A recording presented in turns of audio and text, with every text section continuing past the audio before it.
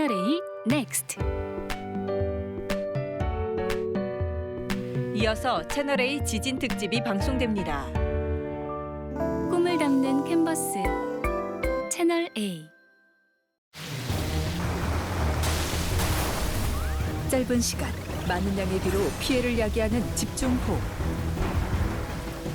집중호우, 이렇게 대비하세요. 호우특보가 예보되면 외출을 자제하고 TV, 라디오, 인터넷을 통해 수시로 기상 상황을 확인해야 합니다.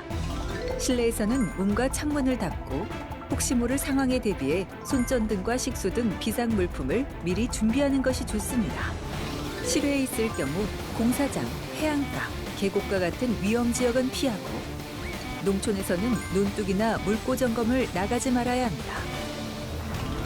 저지대, 상습 침수 지역, 산사태 위험 지역에 거주하는 경우 대피로 및 대피 장소, 비상 연락 방법을 알아두고 수도와 밸브, 전기를 차단한 후 안전한 곳으로 대피해야 합니다.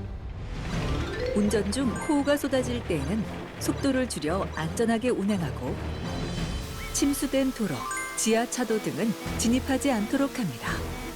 만약 타이어의 3분의 2 높이까지 차량이 침수되었다면 즉시 시동을 끈 후 차량 밖으로 대피하고 침수로 차량 문이 열리지 않을 때는 가슴 높이로 물이 차오를 때까지 기다렸다가 문을 열고 대피합니다. 집중호우 시 지켜야 할 5가지 행동 요령, 철저한 대비만이 피해를 막을 수 있습니다. 웃고 울고 분노하고 사랑에 빠지기도 하죠. TV를 보는 모습은 다양해도 우리는 모두 시청자입니다. 지우의 손을 따스히 잡습니다. 일부의 특별함이 아닌 모두의 다양함으로 동등한 시청자의 세상, 장애인 방송 서비스가 만들어갑니다.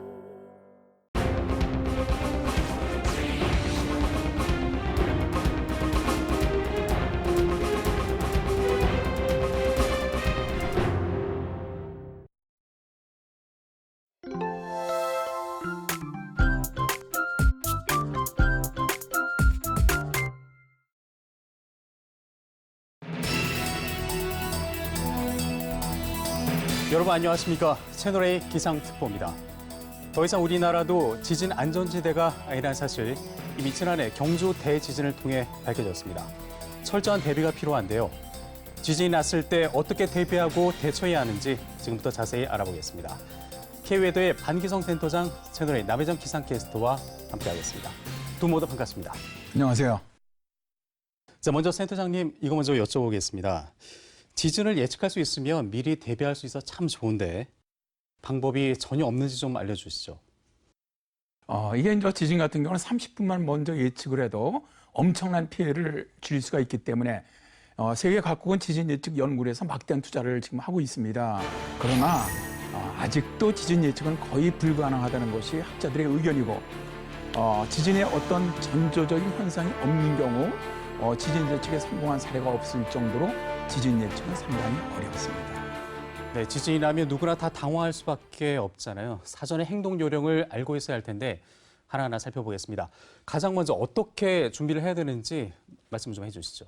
튼튼한 탁자 아래에 들어가서 몸을 보호해줍니다. 지진으로 크게 흔들리는 시간은 길어야 1, 2분 정도입니다. 중심이 낮고 튼튼한 탁자 아래로 들어가서 탁자 다리를 꽉 잡고 몸을 보호해줍니다.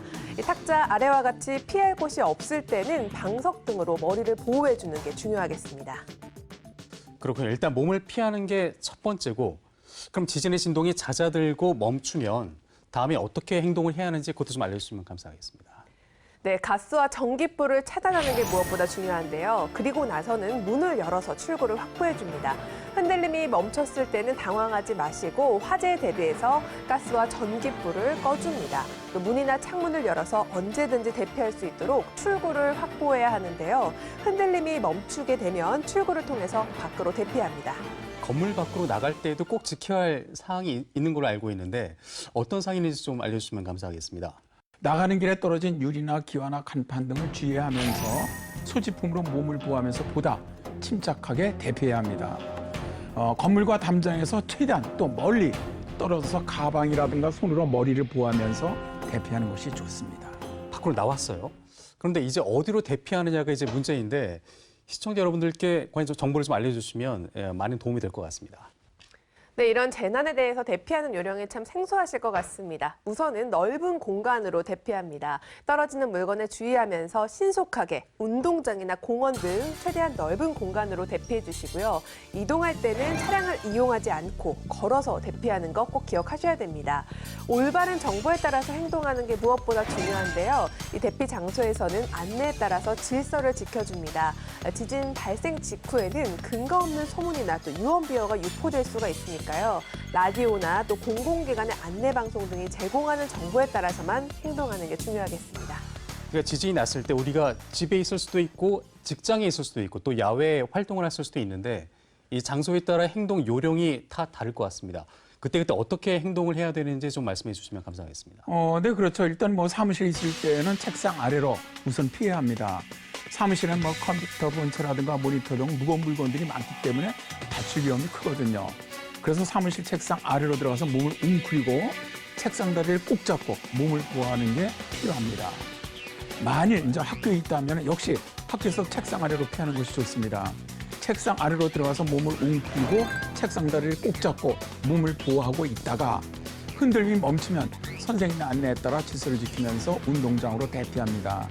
여기서 마찬가지로 나가는 길에서는 복도에서는 창문, 유리가 깨질 우려가 있기 때문에 꼭 창문과 떨어져 이동해야 하고요.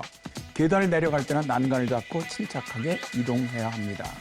그게 사실 백화점이나 마트에 갔을 수가 있는데 특히 이제 위에 쌓아놓은 물건이 많아서 이렇게 떨어질 수가 있잖아요. 그럴 때 지진이 났을 때 상당히 위험한데 이럴 때 특히 우리가 주의할 사항이 있을 것 같아요. 어떻습니까? 네, 백화점이나 마트에 가시면 이 장바구니가 있지 않습니까? 그것들을 대피 도구로 이용하시면 좋습니다. 머리를 보호하는 데 쓰시면 유용하게 사용될 수 있겠고요. 진열장에서 떨어지는 물건으로부터 몸을 보호해야 합니다. 계단이나 기둥 근처로 피해 주시고 흔들림이 멈추면 안내에 따라서 밖으로 대피합니다. 극장이나 경기장에 있을 때 우선 자리에서 몸을 보호하는 게 역시나 중요한데요. 흔들림이 멈출 때까지 가방 등 소지품으로 몸을 보호해 주시고 잠시 동안 자리에 머물러 계시는 게 좋습니다. 사람이 많이 있는 곳에서는 한 곳으로 갑자기 몰리게 되면 사고의 우려가 커집니다. 또 안내에 따라서 대피를 해주시는 게 중요할 것 같고요. 또 전철을 타고 있을 때 손잡이를 꼭 잡고 있는 게 중요합니다. 전철 안에 손잡이나 기둥 또 선반 등을 꼭 잡고 넘어지지 않도록 해주시고요. 전철이 멈췄다고 해서 서둘러 출구로 뛰어가는 것은 위험합니다. 역시나 안내에 따라서 행동하는 게 중요할 것 같습니다.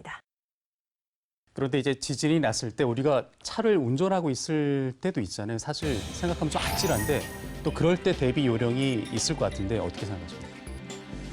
자동차를 타고 있을 때는 무엇보다 서서히 차를 멈춰주는 게 가장 우선시 되어야 합니다.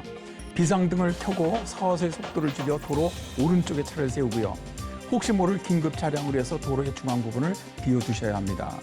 그와 동시에 라디오를 켜서 정보를 잘 듣고 대피할 때에는 열쇠를 꽂은 채 문을 잠그지 않고 이동해줘야 합니다. 이때 차 외부에서 발생하는 화재의 불길이 내부로 번질 우려가 있으니까 창문은 꼭 닫아두시는 것이 좋습니다. 그래서 어쩌면 가장 위험할 수도 있을 것 같은데 우리가 산에 올라갈 수 있을 수도 있는데 이때 지진이 나면 생각나는 게 이제 산사태가 나면 어떡할까 이런 생각이 들 수 있는데 이럴 때 대비 요령이 좀 있을 것 같아요. 어떠십니까? 네, 말씀하신 것처럼 산은 고지대이기 때문에 더욱더 심리적인 중압감이 클 수가 있습니다. 산이나 바다에 있을 때는 역시 안전한 곳으로 대피하는 게 중요하고요. 차분한 마음을 갖는 게 중요합니다. 산이나 급한 경사지 근처에서는 산사태가 발생할 수 있기 때문에 떨어지는 물체 주위에서 안전한 곳으로 대피해 줍니다. 지진 해일특보가 발령이 되면 지진의 긴급 대피 장소 등 높은 곳으로 대피해 줍니다. 고층 건물에 있을 때는 실내에서 떨어지는 물건에 유의해 주시고요. 높은 층의 건물일수록 또 흔들림이 크고 오래 지속될 수 있기 때문에 실내에서 떨어지는 물건에 유의를 해주셔야 됩니다.